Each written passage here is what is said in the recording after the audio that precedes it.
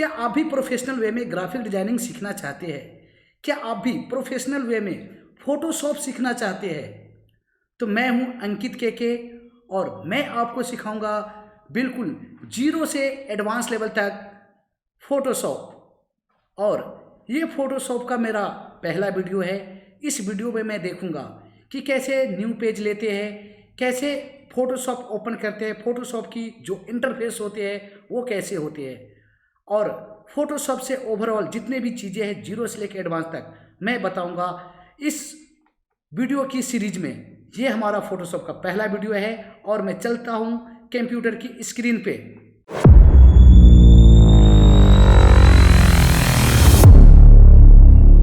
Okay, सो अब हम आ चुके हैं अपने कंप्यूटर की स्क्रीन पे और ये हमारा फोटोशॉप 2023 का वर्जन है और जो कि आप ये इंटरफेस देख रहे हैं।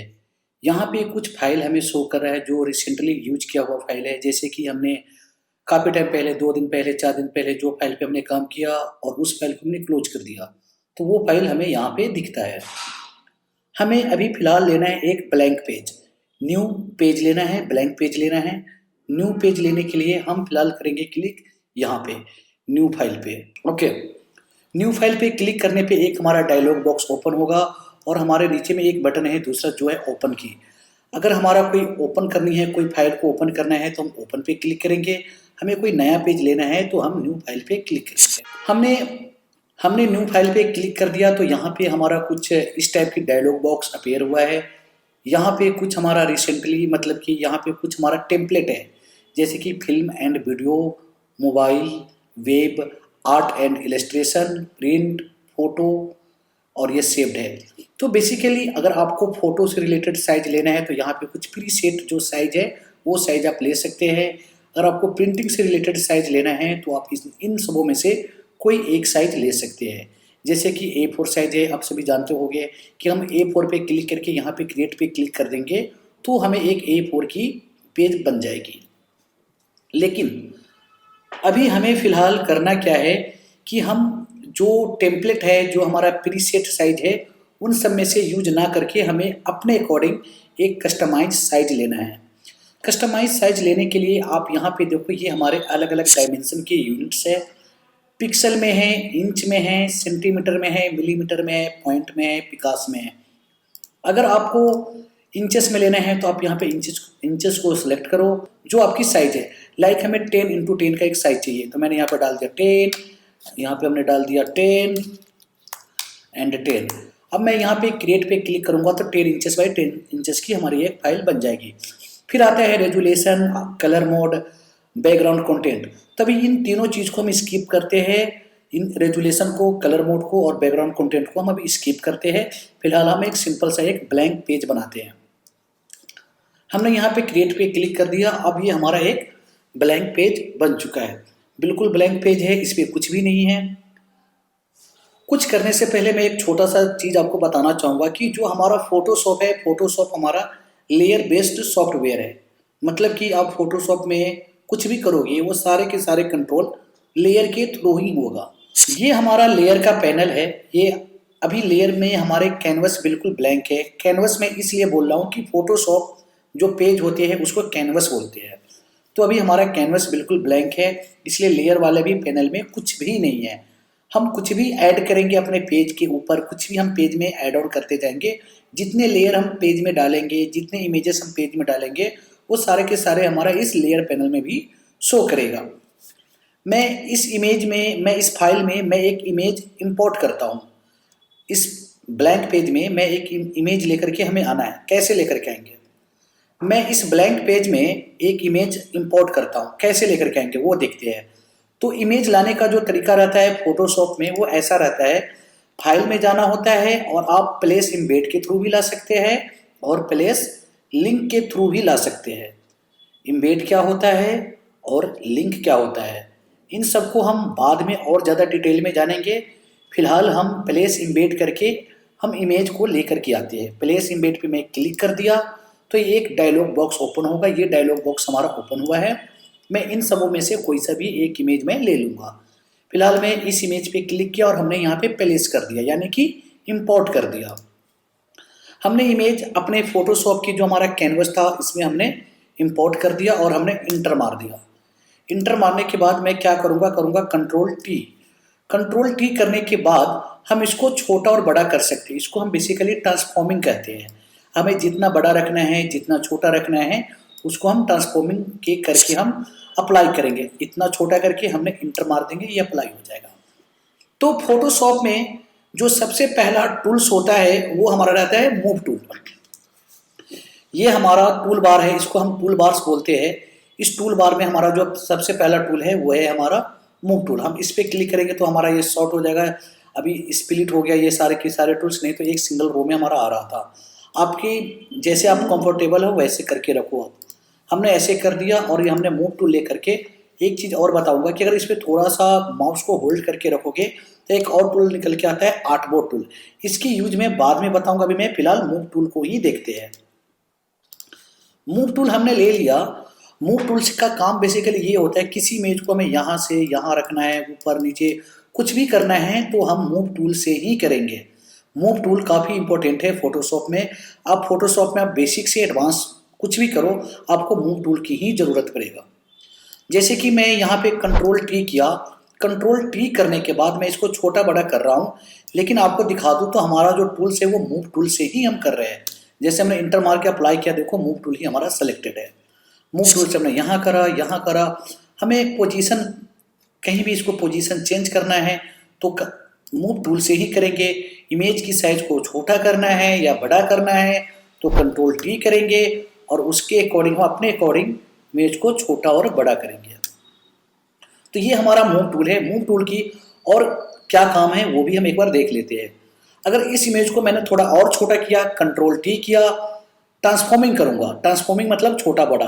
कंट्रोल टी शॉर्ट कमांड है, कंट्रोल टी याद रखना है, कंट्रोल टी करना है और कोई भी बटन नहीं दबाना है। सिंपल कंट्रोल टी करके हम इस तरीके से छोटा और बड़ा कर सकते हैं। सिंपल हम इस तरीके से छोटा और बड़ा कर सकते हैं।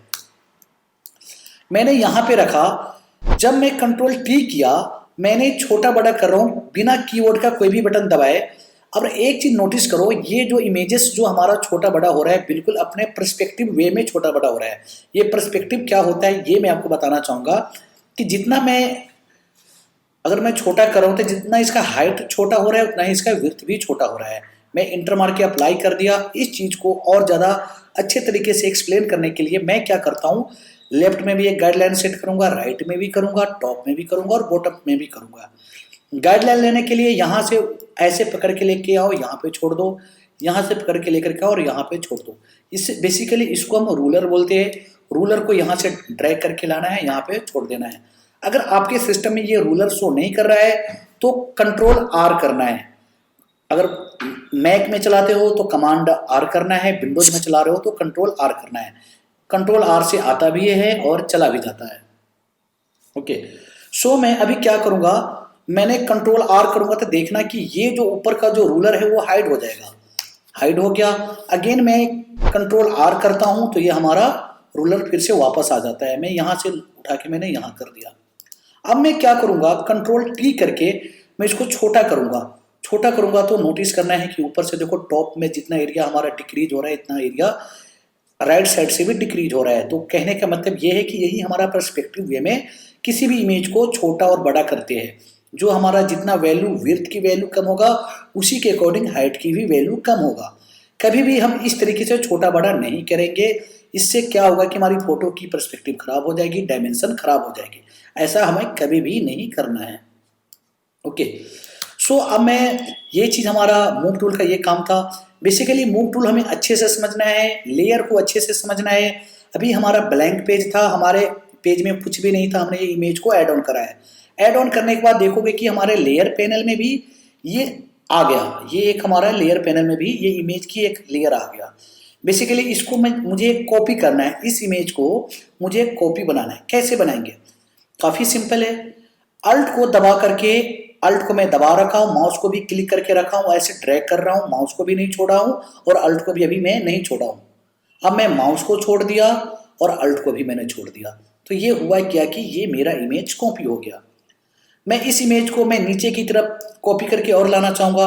अल्ट दबा करके हमने नीचे कर दिया, देखो ये कॉपी और बन गया। अल्ट को भी छोड़ दिया, माउस को भी छोड़ दिया। तो इस तरीके से हम चीज़ों को करते हैं। ये बेसिकली हमारा मूव टूल का काम है। एक चीज़ नोटिस करो, अब हमारे लेयर पैनल में देखो तो अब 3 लेयर बन गई।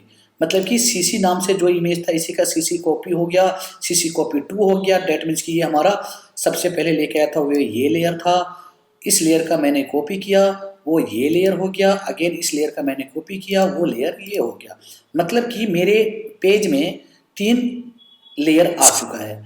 मैं जब इस पे क्लिक किया तो देखो फर्स्ट वाले पे, तो देखो फर्स्ट वाला सिलेक्ट हो गया। मैं इस पे क्लिक किया तो ये देखो लेयर भी बता रहा है कि ये सिलेक्टेड है। मैंने इस पे क्लिक किया तो ये भी बता रहा है कि इसकी जो लेयर पैनल है वो ये है। एक चीज नोटिस करो, जब मैं इस पे क्लिक करता हूं तो देखो ऑटोमेटिक ये सिलेक्ट हो गया और इससे पहले जो सिलेक्टेड था वो अनसिलेक्ट हो गया। अभी देखो ये सिलेक्ट है, मैं इसको सिलेक्ट करूंगा तो देखो वो ये वाला अनसिलेक्ट होकर के ये सिलेक्ट हो गया। तो क्या हम तीनों इमेज को एक साथ सिलेक्ट कर सकते हैं? बिल्कुल कर सकते हैं। कैसे करेंगे? हम ऐसे ड्रैग करके ऐसे करेंगे। देखो तीनों इमेज हमारा लेयर सिलेक्ट हो चुका है। अब मैं करूंगा कंट्रोल टी करूंगा तो इस तरीके से देखो छोटा बड़ा हो रहा है। तीनों एक साथ हमारा छोटा बड़ा हो रहा है। मैंने इंटर मार के अप्लाई कर दूंगा। अगर आपकी मर्जी है तो यहाँ पे इस चेक पे भी अप्लाई कर सकते हो। अब ये चीजें अप्लाई हो गया। ओके, सो अब देखो ये तीनों के तीनों लेयर हमारा सिलेक्टेड है। ये भी लेयर सिलेक्टेड है, ये भी लेयर सिलेक्टेड है, ये भी लेयर सिलेक्टेड है। तीनों के तीनों लेयर हमारा सिलेक्टेड है। अगर मैं अभी मूव करता हूँ मूव टूल से तो देखो तीनों के तीनों लेयर हमारा मूव हो रहा है। यहाँ रखना है, वहां रखना है, जहां आपको लग रहा है कि ये प्रॉपर अलाइनमेंट करना है आप मूव टूल से ही करोगे। ट्रांसफॉर्मिंग करना है मतलब कि छोटा बड़ा करना है तो कंट्रोल टी करोगे और इस तरीके से आप छोटा और बड़ा करोगे। ओके, सो हमने इसको यहाँ पे रख दिया। मैं अभी बाहर में क्लिक करूंगा, मतलब कि जैसे मैं आर्ट बोर्ड में कहीं भी क्लिक कर दूंगा कैनवस पे, यहाँ पे क्लिक करूंगा तो देखना कि तीनों के तीनों जो लेयर है वो अनसेलेक्ट हो जाएगा। मैंने यहाँ पे क्लिक किया, देखो अनसेलेक्ट हो गया तीनों लेयर। फिर से हम पार्टिकुलर एक एक पे जिस लेयर पे क्लिक करें वो लेयर हमारा सेलेक्ट हो रहा है। मेरे लिए एक इमेज है, मैं समझता हूँ कि एक इमेज है, लेकिन फोटोशॉप के लिए एक लेयर है, क्योंकि ये सारे के सारे एज ए लेयर ट्रीटमेंट करता है। मैं इस लेयर को सिलेक्ट किया, यहाँ आया, इस लेयर को सिलेक्ट किया, यहाँ आया, यहाँ। तो मैं जो भी कुछ कर रहा हूँ मैं मूव टूल से भी फिलहाल मैं कर रहा हूँ। तो मूव टूल का और भी कई सारे काम हैं, वो मैं देखूंगा नेक्स्ट वीडियो में। Thank you.